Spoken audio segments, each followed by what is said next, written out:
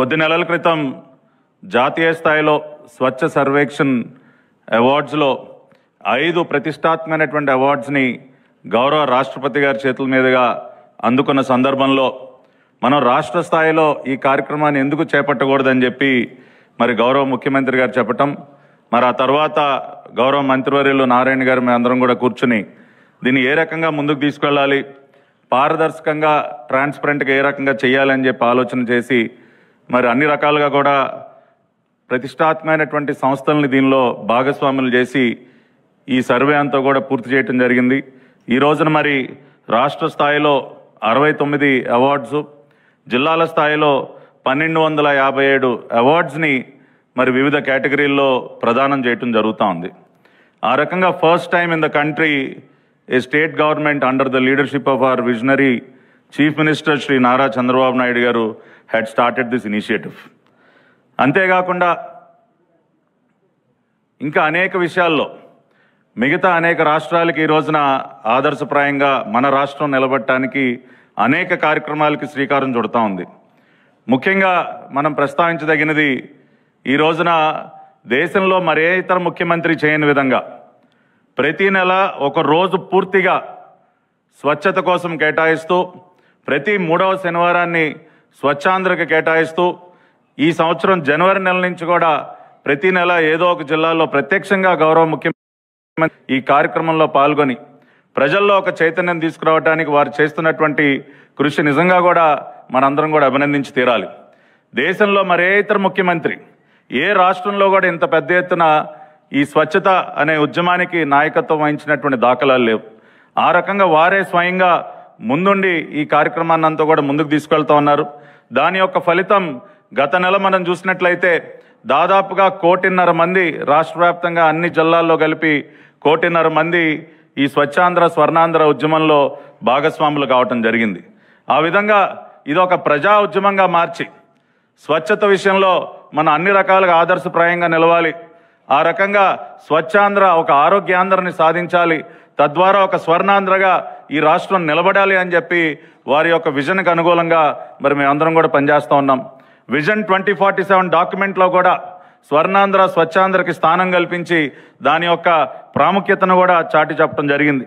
అంతేకాకుండా ఈ రోజున మనం మాట్లాడుకుంటే అనేక అంశాలు, Andhra Pradesh today is the first state in the entire country to release a policy for circular economy. ఇవాళ ప్రపంచవ్యాప్తంగా రెడ్యూస్, రీయూజ్, రీసైకిల్ గురించి మాట్లాడుకుంటా ఉన్నారు, సర్క్యులర్ ఎకానమీ గురించి మాట్లాడుకుంటా ఉన్నారు. కానీ ఇప్పటి వరకు మన దేశంలో ఏ రాష్ట్రం ఒక ఫుల్ ఫ్లెడ్జ్డ్ పాలసీని విడుదల చేయలేదు. కానీ ముఖ్యమంత్రి గారు అత్యంత తక్కువ కాలంలోనే మనం అందరికంటే ముందు నిలబడాలి, ఒక సర్క్యులర్ ఎకానమీ పాలసీని మనం విడుదల చేయాలని చెప్పి ఒక జీవో విడుదల చేసి సర్క్యులర్ ఎకానమీ పాలసీని తీసుకురావడం జరిగింది. ఆ రకంగా పెద్ద ఎత్తున రీసైక్లింగ్ ఇండస్ట్రీస్ని కూడా మన రాష్ట్రంలో ప్రోత్సహించే పరిస్థితికి వచ్చింది. అంతేకాకుండా మరి గత ప్రభుత్వం చెత్త మీద పన్నేసినటువంటి ఒక చెత్త ప్రభుత్వం 85 లక్షల టన్నుల చెత్తని ఎక్కడికక్కడ వదిలివేసి వెళ్ళిపోతే ఆయన గత సంవత్సరం ఒక టార్గెట్ ఇచ్చారు గౌరవ మంత్రివర్యులు నారాయణ గారికి. అక్టోబర్ 2వ తేదీ కల్లా మరి గత ప్రభుత్వం వదిలి వెళ్ళినటువంటి 85 లక్షల టన్నుల చెత్తని మీరు క్లియర్ చేయాలని చెప్పి నారాయణ గారికి వారు ఆదేశాలు ఇవ్వడంతో మరి అహర్నిశలో గౌరవ మంత్రివర్యులు కూడా పనిచేసి స్వచ్ఛాంధ్ర కార్పొరేషన్ దీనిలో పూర్తిగా భాగస్వాములై మొన్న అక్టోబర్ 2వ తేదీ నాటికి గౌరవ ముఖ్యమంత్రి గారు ఇచ్చినటువంటి ఆ టార్గెట్ని పూర్తి చేయడం జరిగింది. నేటికి ఇవాళ 90 లక్షల టన్నుల లెగసీ వేస్ట్ను కూడా క్లియర్ చేసి ఎక్కడికక్కడ ఒక డంప్ యార్డ్ ఫ్రీ స్టేట్గా ఈ రాష్ట్రాన్ని మార్చాలి. రాష్ట్రంలో ఇంకెక్కడా కూడా డంప్ యార్డ్ అనేది కనపడకూడదని చెప్పి గౌరవ ముఖ్యమంత్రి గారు ఏదైతే దిశానిర్దేశం చేశారో దానికి అనుగుణంగానే ఈ రోజున అడుగులు ముందుకు వేస్తూ వెళుతున్నాం. అంతేకాకుండా ఫ్రెష్ వేస్ట్ ప్రాసెసింగ్ను కూడా మనం కొత్తగా వచ్చినటువంటి చెత్త కూడా మళ్ళీ ఎక్కడికక్కడ పేరుకుపోకూడదని చెప్పి ఎక్కడికక్కడ వేస్ట్ ప్రాసెసింగ్ సెంటర్స్ని పెడతా ఉన్నాం. దాదాపు 70 వేస్ట్ ప్రాసెసింగ్ సెంటర్స్కి ఇప్పటికే టెండర్స్ పిలవటం జరిగింది. అతి కొద్ది రోజుల్లోనే ఫ్రెష్ వేస్ట్ కూడా ఏ రోజు వేస్ట్ ఆ రోజు ప్రాసెస్ అయ్యే విధంగా వేస్ట్ ప్రాసెసింగ్ సెంటర్స్ని ఏర్పాటు చేస్తూ ఉన్నాం. దేశంలో మరే ఇతర రాష్ట్రంలో లేని విధంగా ఒక 6 వేస్ట్ ఎనర్జీ ప్లాంట్స్ను కూడా నెలకొల్పుతా ఉంది ఇవాళ గౌరవ ముఖ్యమంత్రి చంద్రబాబు నాయుడు గారి సారథ్యంలో ఉన్నటువంటి ఎన్డీఏ ప్రభుత్వం. ఇప్పటికే 2 వేస్ట్ ఎనర్జీ ప్లాంట్స్ గుంటూరు అదేవిధంగా విశాఖపట్నం దగ్గర పనిచేస్తూ ఉన్నాయి. వాటికి అదనంగా ఇంకొక 6 వేస్ట్ ఎనర్జీ ప్లాంట్స్ కూడా ఏర్పాటుకి ఇప్పటికే అన్ని కార్యక్రమాలు పూర్తయ్యాయి.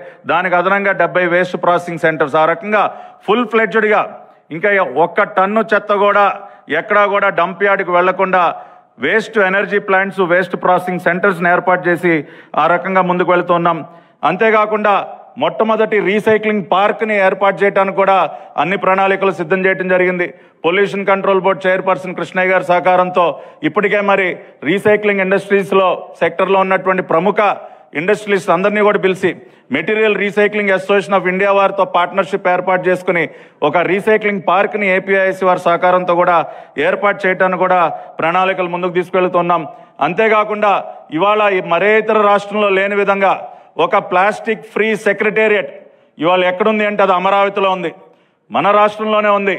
ఇవాళ మరే ఇతర రాష్ట్రంలో కూడా ఎక్కడా కూడా మనకి ప్లాస్టిక్ ఫ్రీ సెక్రటేరియట్ అనే కాన్సెప్టే లేదు, ప్లాస్టిక్ ఫ్రీ గవర్నమెంట్ ఆఫీసెస్ లేవు.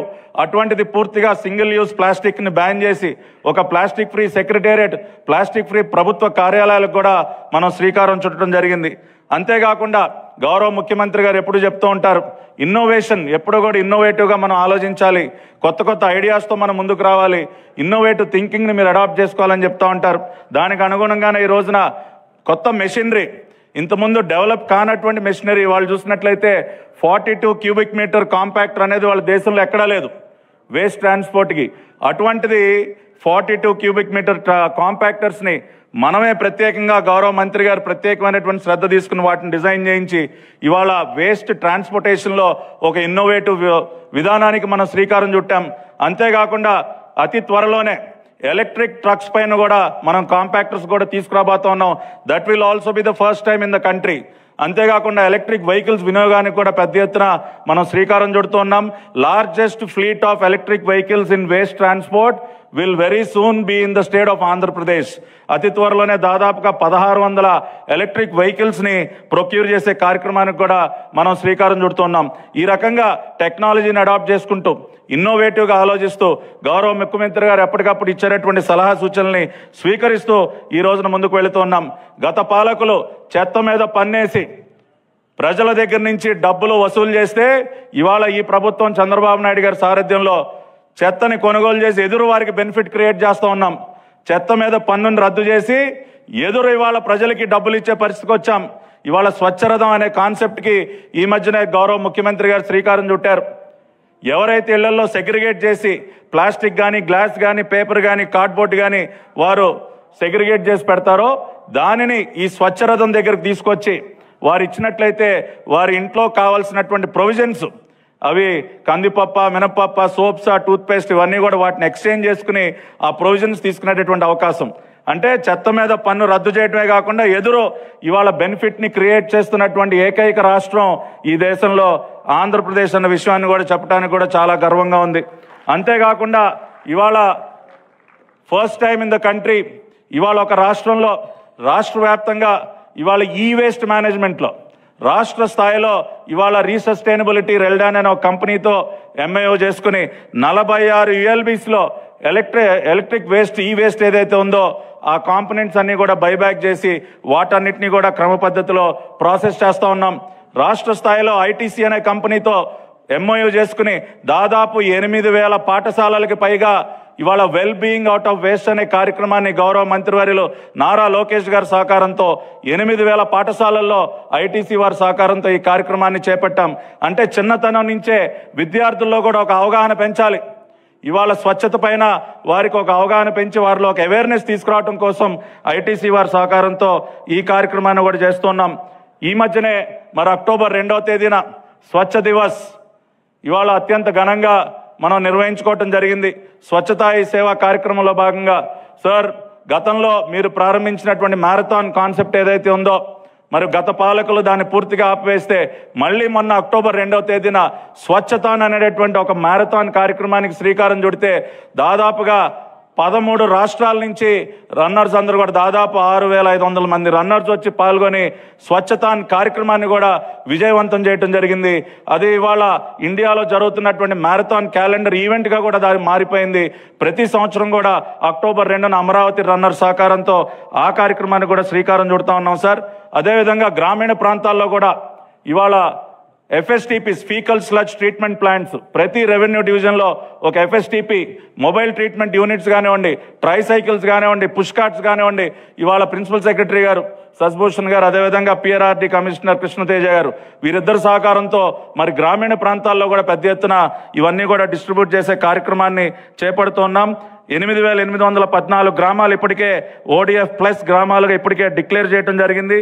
ఈ రకంగా బోత్ అర్బన్ అండ్ రూరల్లో మరి అనేక కార్యక్రమాలు చేపడుతూ మీరు ఏవైతే లక్ష్యాలు మాకు నిర్దేశించారో స్వర్ణాంధ్ర స్వచ్ఛాంధ్ర లక్ష్యాలని సాధించడం కోసం పూర్తిగా స్వచ్ఛాంధ్ర కార్పొరేషన్ నిమగ్నమై ఉందని తెలియజేయడానికి చాలా సంతోషిస్తున్నాం సార్. చివరిగా మీరు ఎప్పుడు కూడా మాకు ఒక మాట చెప్తారు, టీం వర్క్ అనేది ఉండాలి, మీరు యాజ్ ఎ టీం పనిచేయాలని చెప్పి ఎప్పుడు మీరు ఏదైతే చెప్తారో మరి స్వచ్ఛాంధ్ర కార్పొరేషన్ కూడా ఈ రోజున ఒక పక్కన ఏపీ పొల్యూషన్ కంట్రోల్ బోర్డ్, అదేవిధంగా AP greening and beautification corporation, అదేవిధంగా బయోడైవర్సిటీ బోర్డు ఇటువంటి ఇతర కార్పొరేషన్స్తో ఒక టీమ్గా ఏర్పడి ఎక్కడెక్కడైతే మేము డంప్ యార్డ్స్ క్లియర్ చేస్తా ఉన్నామో అక్కడ AP greening and beautification corporation వాళ్ళు ఎంటర్ అయ్యి అవన్నీ కూడా గ్రీన్ స్పేసెస్గా మారుస్తూ మియావాకీ ఫారెస్ట్ కాన్సెప్ట్ అనే దాన్ని కూడా అడాప్ట్ చేసుకుని ఇవాళ వాటన్నిటిని కూడా అద్భుతమైనటువంటి పార్క్స్గా తీర్చిదిద్దేటటువంటి కార్యక్రమానికి కూడా శ్రీకారం చుడుతూ ఉన్నాం.